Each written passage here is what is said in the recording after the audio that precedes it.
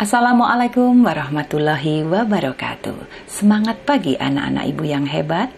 Kembali bersama Ibu Puji Rahayu. Kali ini kita akan lanjutkan bahasan kita tentang struktur bumi dan dinamikanya, yaitu khusus tentang hidrosfer. Setelah menyaksikan video ini, kalian diharapkan mampu 1. Memahami tentang hidrosfer, 2. Memahami siklus hidrologi, 3. Menjelaskan penyebab banjir, 4. Menjelaskan dampak banjir, dan kelima, menjelaskan penanggulangan banjir. Seperti yang kita ketahui bahwa komponen penyusun bumi terdiri dari 3, yaitu atmosfer, yaitu komponen berupa gas, litosfer atau komponen berupa padatan, dan yang akan kita bahas adalah hidrosfer atau komponen air. Dan bagian bumi yang berupa es disebut kriosfer. Yuk kita lihat tentang hidrosfer bumi. Hidrosfer berasal dari bahasa Yunani, yaitu dari kata hidros yang berarti air, dan spaira yang berarti lapisan atau selimut. Jadi hidrosfer merupakan lapisan air yang menyelimuti bumi. Coba perhatikan gambar bumi ini. Bumi kita ini 70% bagiannya berwarna biru. Warna biru menggambarkan perairan yang ada di bumi. Hidrosfer tidak hanya meliputi perairan yang luas seperti laut dan samudra. Namun hidrosfer juga meliputi air di danau, sungai, air tanah, dan uap air yang ada di udara. Air di bumi kita ini tidak akan habis, karena air di bumi memiliki sebuah siklus yang dinamakan dengan siklus hidrologi atau siklus air, yaitu sebuah proses daur ulang air secara terus-menerus. Siklus air bermula ketika panas matahari menguapkan air yang ada di laut dan di permukaan bumi yang disebut dengan evaporasi. Uap air tersebut akan berkumpul di angkasa dan terjadi proses kondensasi atau pengembunan hingga terbentuk awan. Awan tersebut kemudian berjalan sesuai dengan arah embusan angin. Penguapan yang terjadi setiap hari mengakibatkan uap yang menjadi awan semakin banyak. Jika awan sudah tidak dapat menampung uap dari evaporasi, maka uap air di awan akan turun sebagai hujan. Air hujan akan mengisi cadangan air yang berada di permukaan bumi. Dan proses ini akan terjadi secara terus-menerus. Kalian bisa lihat siklus air atau hidrologi di bagian deskripsi. Siklus air ini menjaga ketersediaan air di bumi, namun curah hujan yang terjadi tidak sama setiap tahunnya. Ada kalanya curah hujan itu rendah, namun ada kalanya curah hujan itu tinggi. Bila curah hujan tinggi, simpanan air di permukaan bumi seperti waduk, danau, atau sungai akan meluap, sehingga berpotensi banjir. Aliran air yang berlebihan hingga meluap ke daratan, itulah yang disebut dengan banjir. Selain curah hujan yang tinggi, yuk kita lihat beberapa penyebab lain penyebab banjir. Penyebab banjir yang pertama adalah curah hujan yang tinggi. Tingginya curah hujan menjadi salah satu faktor penyebab banjir. Hujan yang terus-menerus akan mengakibatkan danau, bendungan, atau sungai penuh dan tidak sanggup lagi menampung air yang masuk. Akibatnya, air akan meluap ke daratan dan sekitarnya, dan terjadilah banjir.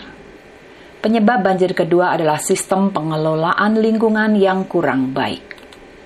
Jika sungai yang ada di tengah pemukiman penuh, kemanakah air akan meluap? Nah, jika sungai sudah penuh, maka air akan mengalir ke pemukiman penduduk. Dengan terus bertambahnya jumlah penduduk akan berdampak pada meningkatnya kebutuhan tempat tinggal di suatu daerah, sehingga pemukiman di daerah tersebut semakin meluas. Akibatnya, resapan air akan berkurang juga karena permukaan tanah dilapisi oleh beton dan aspal yang tidak dapat menyerap air. Selain itu, kurangnya pepohonan yang dapat menyerap air juga menjadi penyebab terjadinya banjir. Penyebab banjir ketiga adalah akibat perilaku manusia. Lihatlah gambar ini. Perilaku manusia yang membuang sampah di sungai atau saluran pembuangan air akan memacu terjadinya banjir. Sampah yang dibuang akan menyumbat aliran air di sungai atau saluran pembuangan. Selain perilaku membuang sampah sembarangan, pembangunan rumah di bantaran sungai juga dapat memicu banjir. Rumah bantaran sungai dibangun dengan menggunakan tepian sungai. Akibatnya, lebar sungai akan berkurang dan daya tampung sungai tersebut juga ikut berkurang. Ketika hujan terjadi, sungai tidak mampu menampung air dalam jumlah besar. Akhirnya akan meluap di daerah sekitarnya. Itulah beberapa hal yang bisa menjadikan penyebab banjir. Banjir yang melanda suatu daerah dapat memberikan dampak yang serius. Dampak yang ditimbulkan antara lain: 1. Kerusakan fisik bangunan. Banjir dapat merusak bangunan seperti rumah, gedung, jalan raya, ataupun jembatan, dan benda-benda yang lainnya. Dampak yang kedua adalah terkontaminasinya air bersih. Biasanya, banjir telah bercampur dengan lumpur. Apabila banjir bercampur dengan air bersih, maka air bersih akan terkontaminasi.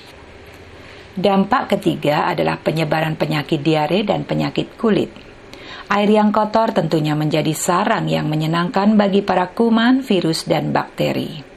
Sehingga banjir dapat menjadi media penyebaran penyakit, seperti penyakit kulit, gatal-gatal, dan diare.